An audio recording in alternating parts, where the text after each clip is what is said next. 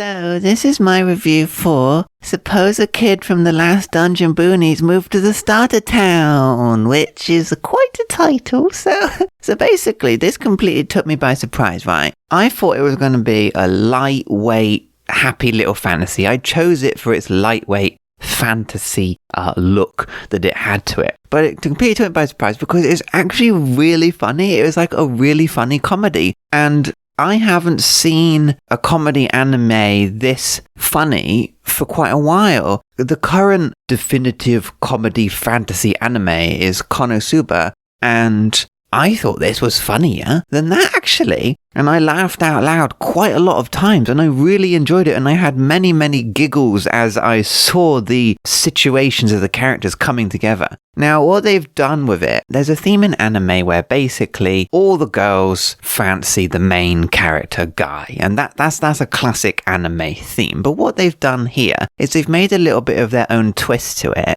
And the main guy, he's just really like sweet and lovely, and you can't help but like him. And so they mix up that genre by having all the different characters in the show bumping into the main character. And as they do so, they're all in awe of him in a slightly different way. And it put a really nice spin on that possibly overused and possibly boring genre of just everybody fancying the main character, right?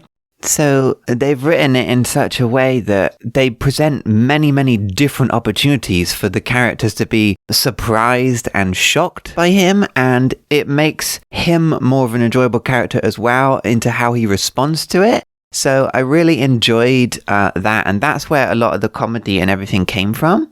As each episode went on, I kept being surprised by the situations that they'd write. I was thinking to myself, surely it's going to wear itself thin after a while. Surely they're going to not be able to continue this funniness. But they'd have another episode and they have another silly situation, and it worked really well, and it made me laugh and that sort of thing. So yeah, I was really enjoying it. However, I was sat there worrying that they wouldn't be able to keep that comedy going. I was worrying that I wasn't going to find it funny anymore, and if it would drag itself out by labouring over the same jokes. And for the most of it, it didn't labour itself out. But what they did do was, after about 2/3 in, they decided to start putting a plot into it. And there was nothing wrong with the initial episodes not having a plot. They didn't have a plot. Mostly. They were just kind of there to be sort of a silly adventure sort of thing, and that worked. Once they started to move after 2/3 into this plot,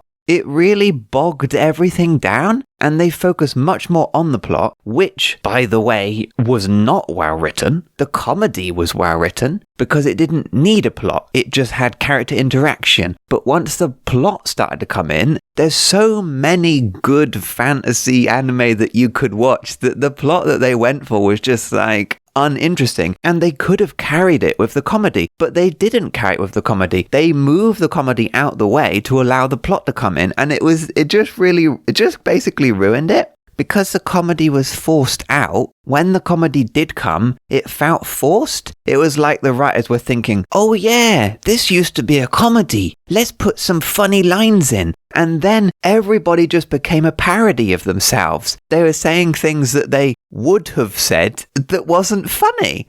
So I don't really know why they moved into this attempted plot that basically became dull and basically just ruined the whole thing, and it just became disinteresting until the very end. And they were hyping up the end like happens at the end of an anime, let's have a dramatic ending and all that, and it ended, and it was just kind of dumb and stupid, and I was like, why am I watching this now? What is this program now? And everybody was there, and I admit I was happy to see the characters by the end because, we'd gone on a journey with them, but my memories of them were the fondness of the initial beginning, so it was really weird.